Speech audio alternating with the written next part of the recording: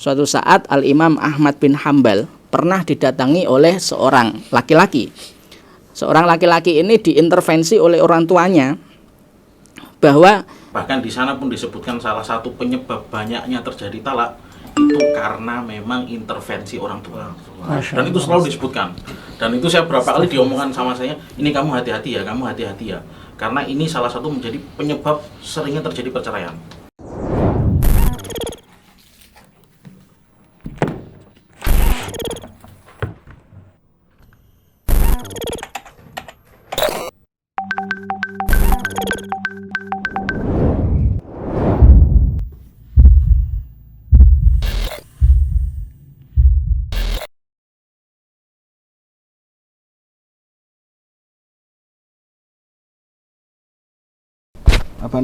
Mencintai istrinya atau mempertahankan istrinya. Jadi kalau anaknya ya kalau pro anaknya, sini pro anaknya, nanti pecah. Harusnya ya sebelah sini pro menantunya, sini juga pro menantunya. Kalau itu masih dibelum, kecuali belum sampai ke talak mentalak. Kalau sudah sampai talak mentalak, ya seperti tadi disampaikan oleh Ustadz Hakim, ya sebaiknya jangan diputuskan sendiri, akan tetapi dengan musyawarah, ya, keluarga suami sama keluarga istri musyawarah. Kalau sudah terjadi talak mentalak loh ya ini. Kalau belum, hanya baru pertengkaran atau ketidakpuasan, diminimalisir ya peran orang tua ini. Kalaupun memberi masukan yang menguatkan anaknya untuk mencintai pasangannya, demikian juga sebaliknya.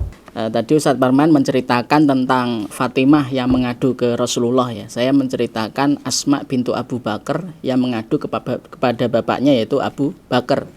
Yang mana Asma bintu Abu Bakar itu menikah dengan seorang sahabat yang sangat mulia dan dijamin masuk surga, yaitu Urwah bin Zubair. Urwah bin Zubair ini dalam beberapa riwayat yaitu termasuk tipe suami yang kebetulan ringan tangan begitulah. Bahkan dalam riwayat itu juga disebutkan pernah memukul ya istri dengan misjab, seukuran misjab, hanger. Asma bintu Abu Bakar itu pernah mengadu ke bapaknya, yaitu Abu Bakar. Kemudian Abu Bakar tidak banyak mengintervensi Asma bintu Abu Bakar, tetapi justru Abu Bakar memotivasi supaya Asma atau putrinya itu tetap menjaga hubungan baik dengan suaminya, yaitu Zubair bin Awam, dan memotivasi dengan sebuah nasihat, yaitu bahwa seorang wanita itu, istri itu akan dikumpulkan bersama suaminya begitu. Dan Zubair bin Awam itu termasuk salah satu daripada al-asyarah al-mubasysyaruna bil jannah, yaitu 10 yang dijamin Rasulullah untuk masuk surga. Dan ternyata di dalam sejarah dari anak Zubair bin Awam ini melalui Asma bintu Abu Bakar lahirlah ulama sahabat yang terkenal. Ada Abdullah bin Zubair bin Awam, ada Urwah bin Zubair bin Awam itu. Kemudian juga dalam sebuah riwayat disebutkan dalam beberapa kitab mazhab Hambali itu, suatu saat Al-Imam Ahmad bin Hambal pernah didatangi oleh seorang laki-laki.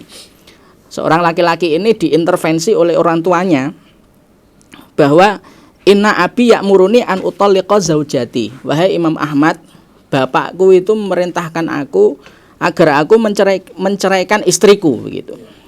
Qala lahu Ahmad. Imam Ahmad kemudian berkata kepada dia, la tutalliqha. Qala, orang tadi kemudian membalas atau menjawab, alaisan nabiyyu qad amara ibna Umar ayutalliqa zaujatahu hina amarahu Umaru bidzalik. Loh, bukankah Nabi sendiri itu pernah mengiyakan atau membolehkan Abdullah bin Umar bin Khattab ketika dia diperintah oleh Umar bin Khattab untuk menceraikan istrinya itu.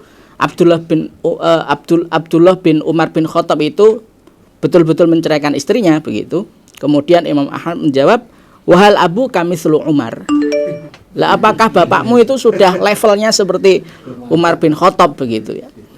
Nah, kemudian dan Al-Imam Hasan Al-Basri juga pernah dikonsultasi oleh seseorang yang diperintah menceraikan istrinya oleh ibunya begitu. Jadi ibunya itu memerintahkan anak laki-lakinya untuk menceraikan istrinya. Hasan Basri menjawab, laisat tolaqu min birriha fi syai'in. Menceraikan istrinya atas perintah ibunya itu sama sekali bukan termasuk birriha, tidak termasuk bagian daripada birrul walidain. Nah, sehingga di sini pintar-pintarnya anak ketika mendengar intervensi dari orang tuanya untuk tidak langsung mempengaruhi, tetapi memilah-milih mana nasihat orang tua yang baik untuk keutuhan keluarga, mana yang justru mengkompori misalnya. Nah, karena dalam sebuah nasihat ulama juga dikatakan laisal aqilu man ya'rifu al khaira minasyarri.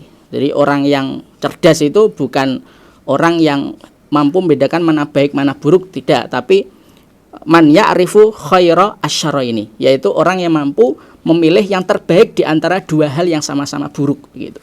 Ini juga termaktub di dalam surat Luqman ayat 15, kewajiban taat kepada orang tua akan terbatas, ada pengecualian kalau itu sesuatu yang durhaka pada Allah atau tanpa ilmu. Di dalam surat Luqman ayat 15, kamu tidak boleh mentaatinya, tetapi tetap kita berbuat baik kepadanya. Itu kalau ada bisikan-bisikan itu. Di dalam Undang-Undang Perkawinan pasal 45, itu saya browsing sebentar, memang tugas orang tua itu satu, menasihati dan mentaati secara aturan agama. Jadi boleh orang tua itu mengintervensi kalau memang kaitannya dengan nasihat agama. Kedua, mengajari cara memasak dan mengurus anak, boleh.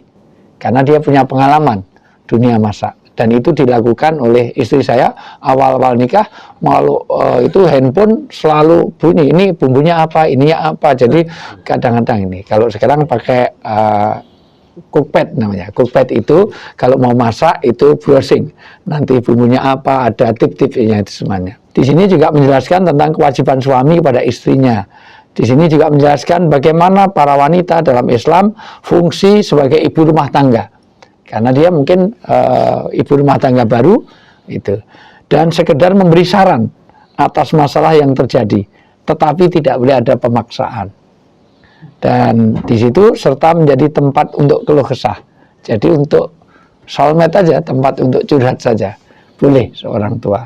Di luar itu tentu kita ada kaidah-kaidahnya, la ta'ata li makhlukin, tidak ada kewajiban taat kepada makhluk walaupun itu orang tua, maksiatilah, untuk bermaksiat atau sesuatu yang melanggar agama. Jadi kalau kasusnya tadi intervensi suruh menceraikan atas alasan apa, tentu kita lihat itu. Kalau alasannya memang ya dibenarkan agama, jangankan orang tua, ya siapapun yang ngasih saran untuk mencerai ya kita ceraikan. Misalnya suaminya murtad, ya sudah, itu siapapun yang menyarankan ya kita turuti itu. Tapi kalau itu kaitannya hanya karena ceraikan karena suamimu itu keringatnya bau, itu kan tidak syar'i sekali itu. Atau suamimu itu terlalu gemuk misalnya, kan bisa dikompromikan ya. Mungkin terakhir tadi dari para asatidz semua dijelaskan dari dalil-dalilnya dan sebagainya. Kalau saya lebih ke yang pengalaman yang pernah saya rasakan di sana di lembaga fatwa, itu memang prinsipnya persis sekali sebagaimana disampaikan, yaitu orang tua hanya bersifat sebagai nasihat, bukan intervensi. Bahkan di sana pun disebutkan salah satu penyebab banyaknya terjadi talak itu karena memang intervensi orang tua. Dan itu selalu disebutkan. Dan itu saya berapa kali diomongkan sama saya, ini kamu hati-hati ya, kamu hati-hati ya. Karena ini salah satu menjadi penyebab seringnya terjadi perceraian. Itu diulang-ulang ke saya sampai berkali-kali. Jadi ketika ada pertanyaan langsung terbayang di otak saya, wah ini nasihatnya selalu disampaikan, hati-hati untuk di sini. Akhirnya nggak nikah-nikah ya?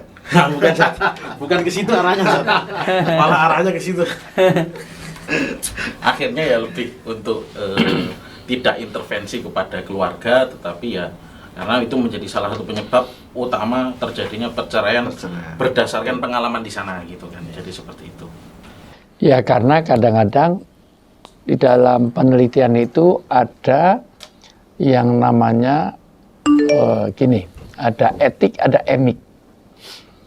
Etik itu orang menilai terhadap kehidupan seseorang. Tapi kalau emik itu orang yang bercerita tentang kehidupannya.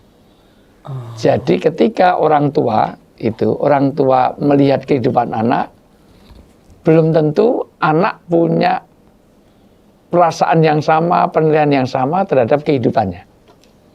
Di dalam dunia penelitian yang bagus harus ada interpretasi. Artinya interpretasinya itu jangan melihat anak itu kadang-kadang bukan karena dia nggak punya, tapi memang karena pengen hidupnya sederhana. Jangan dikasihani, tiap hari dikasih mobil, kasih motor, padahal dia tidak butuh itu.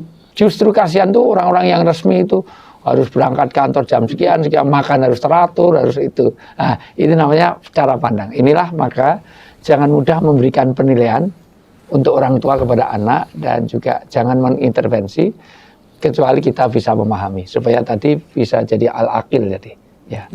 Ya, jadi supaya kita tidak hanya tahu baik buruknya tapi juga bisa memilih yang terbaik. Mudah-mudahan ini menjadi masukan bagi yang punya masalah karena nanti kaitannya itu biasanya keluarga itu kaitannya dengan ekonomi, kaitannya dengan hubungan suami istri yang nanti sesuatu yang dominan memang banyak kaitannya ekonomi atau kaitan dengan kesalahpahaman. Kesalahpahaman.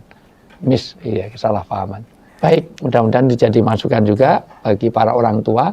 Kalau dia sudah merelakan anaknya diambil orang, ya saat itu tanggung jawabnya, surga nerakanya ada pada suaminya, bukan kepada kita lagi. Ya, wallahu a'lam bishawab.